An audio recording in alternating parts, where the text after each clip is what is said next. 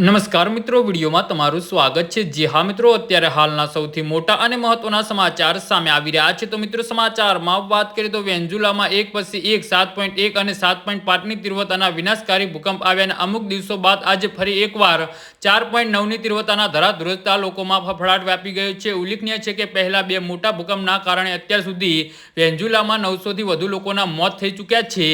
જી હા મિત્રો, અત્યારે હાલના સૌથી મોટા અને દુઃખદ સમાચાર સામે આવી રહ્યા છે। ત્યારે આજે ફરી એકવાર 5 જેટલી તીવ્રતાના ભૂકંપમાં લોકોમાં દહેશત ફેલાઈ હતી। આ નવો ભૂકંપ ઉત્તર કિનારે 4.9ની તીવ્રતાનો નોંધાયો હતો, જેના લીધે રાજધાની કરાકસ અને મારેકેસ શહેરમાં હાથમચી ગયા હતા।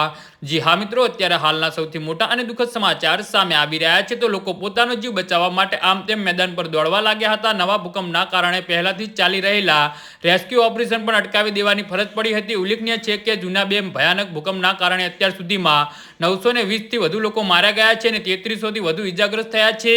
કાટમાળ નીચે હજુ 172થી વધુ લોકો દટાયેલા તથા 50,000થી વધુ લોકો કોઈ અતોપતો જ ન હોવાની માહિતી સામે આવી રહી છે। યુદ્ધના ધોરણે રેસ્ક્યુ ઓપરેશન ચલાવી રહ્યા છે। જી હા મિત્રો, તો આના વિશે તમારું શું કહેવું છે તો કોમેન્ટ બોક્સમાં જરૂરથી જણાવજો।